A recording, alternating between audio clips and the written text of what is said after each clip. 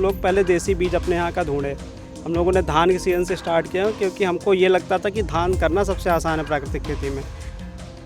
8 जो प्रजातियाँ वो हमारी खुद की हैं। 2 प्रजातियाँ जो बासमती की हैं यहाँ पे 11-21 और 17-18, तो उनको हमने अपने खेत में एज अ ट्रायल लगाया हुआ है।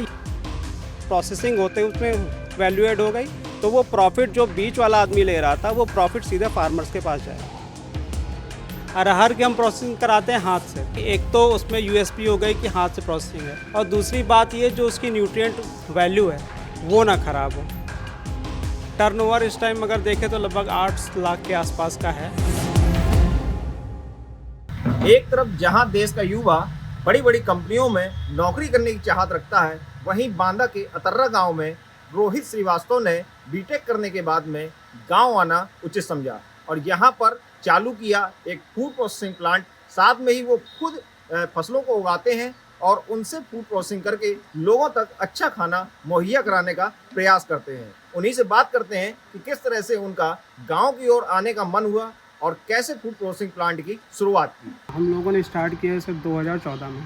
2014 में इसको तैयार करने के पीछे ये एक प्लानिंग थी कि हम लोग कई सारी बीमारियां देख रहे थे। कुछ बीमारियां हमारी फैमिलीज़ में भी थी, जैसे कैंसर वगैरह के पेशेंट थे और डायबिटीज़ हो रहा है, तो लोगों को बीपी वगैरह की दिक्कतें हो रही थी। तो हमने ये सोचा कि यहाँ पे मेन सोर्स क्या है इन सब चीज़ों का।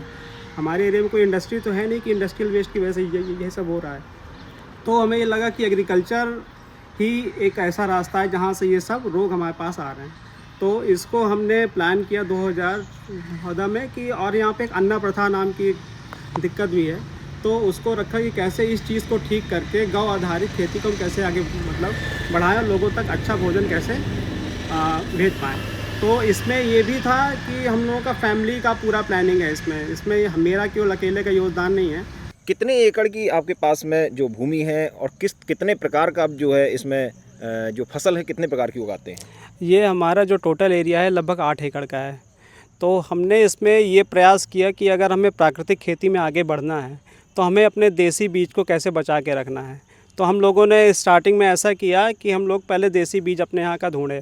हम लोगों ने धान के सीज़न से स्टार्ट किया क्योंकि हमको ये लगता था कि धान करना सबसे आसान है प्राकृतिक खेती में।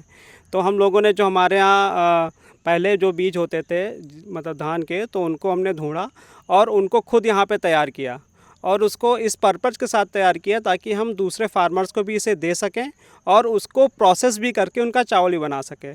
तो इस समय आप देख रहे होंगे तो इस टाइम हमारे 8 जो प्रजातियाँ वो हमारी खुद की हैं और इस बार हमने 2 प्रजातियाँ जो बासमती की हैं यहाँ पे 11-21 और 17-18, तो उनको हमने अपने खेत में एज अ ट्रायल लगाया हुआ है, ये देखने के लिए कि प्राकृतिक खेती में इनका रिजल्ट कैसा जा रहा है।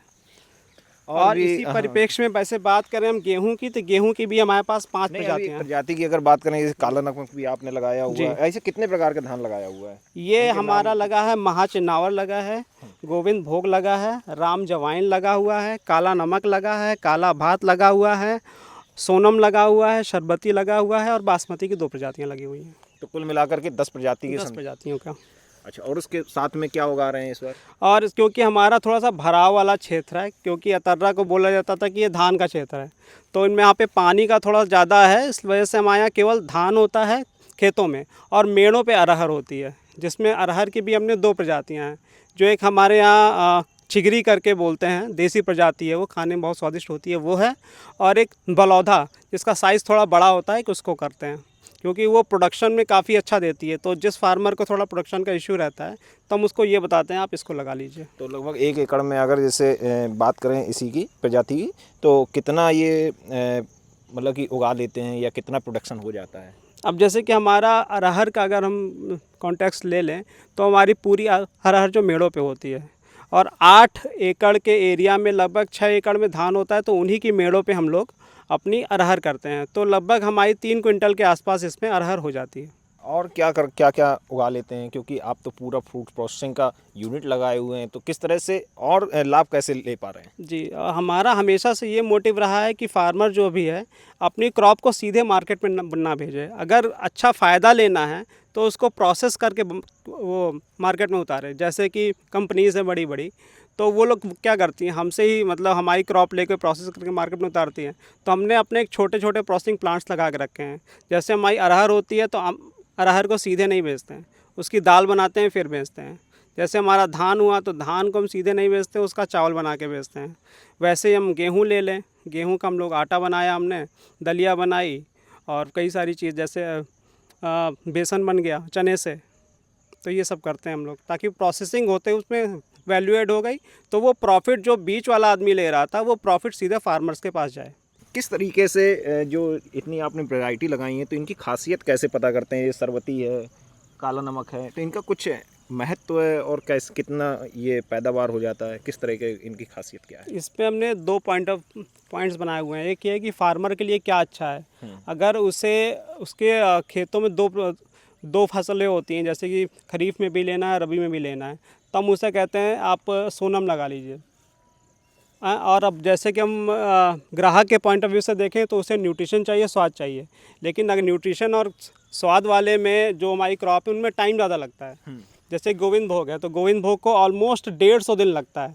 मोटा मोटा मान लीजिए 5 महीने की क्रॉप होती है, तो वो गेहूँ को लेट करती है। लेकिन उस स्वाद के पॉइंट ऑफ व्यू से देखें तो लोग उसको खरीदना मतलब और खाना ज़्यादा पसंद करते हैं। वैसे ही चीज़ हमारा महाचिन्नावर धान ले लीजिए, हमारे यहाँ का फेमस धान था, लेकिन अब उसमें कुछ दिक्कतों की वजह से लोगों ने उसे करना बंद कर दिया, क्योंकि उसकी हाइट बहुत होती थी, लोगों को काटने में दिक्कत होती और समय ज़्यादा लेता था। तो हम एक उसको भी प्रमोट कर रहे हैं ताकि जो हमारे एरिया की जो चीज़ें हैं वो हमारे पास बनी रहें। अभी आपने दिखाया कि किस तरह से गौ आधारित खेती आप कर रहे हैं, साथ ही आपने दिखाया किस तरह से फसलों को आपने तैयार किया हुआ है। उसके बाद कैसे फूड प्रोसेसिंग होती है? इसमें क्या है, हमारा एक मोटिव ये रहता है कि जो मतलब प्रोसेसिंग है उसमें हम प्रिजर्वेटिव का यूज़ ना करें, ताकि प्रिजर्वेटिव की वजह से हमारा ये मानना है कि रोग ज़्यादा बढ़ रहे हैं। तो हम लोग ये करते हैं, जो हमारे पास धान हुआ उसको हम प्रोसेस वो किया बिना किसी जहर के उसको स्टोर करते हैं, और जैसे किसी को आवश्यकता होती है तो उसी टाइम पे साफ़ करा के लोगों को देते हैं, ताकि हमारा खर्चा थोड़ा सा बचा रहे, उसमें जहर ना जाए। और दूसरी बात ये, जैसे हमें बेसन वगैरह है, आटा है, तो उसके लिए हमने एक यहाँ पे सोलर ऑपरेटेड एक प्लांट लगा के रखा हुआ है, जहाँ से पूरी प्रोसेसिंग होती है। उसमें हमारा आटा बनेगा, बेसन बनेगा, तेल बनेगा और चावल बनेगा। ये सब चीज़ें हम यहीं लोकली मतलब प्रोसेस करते हैं। और एक और चीज़ हम वैल्यू ऐड करने का प्रयास कर रहे हैं अपनी अरहर में। अरहर की हम प्रोसेसिंग कराते हैं हाथ से, ताकि एक तो उसमें यूएसपी हो गई कि हाथ से प्रोसेसिंग है, और दूसरी बात ये जो उसकी न्यूट्रिएंट वैल्यू है वो ना ख़राब हो।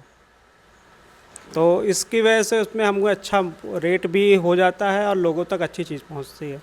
कितने प्रकार का अभी तक आपने प्रोसेसिंग किया है? कई प्रकार का आइटम आपने दिखाया, तो कितने प्रकार का? अभी इस टाइम हमारे पास लगभग 14 प्रकार की चीज़ें हैं, जिसमें आटा हो गया, बेसन, दाल, चावल भी लगभग 4 से 5 प्रकार का इस टाइम हम दे पा रहे हैं।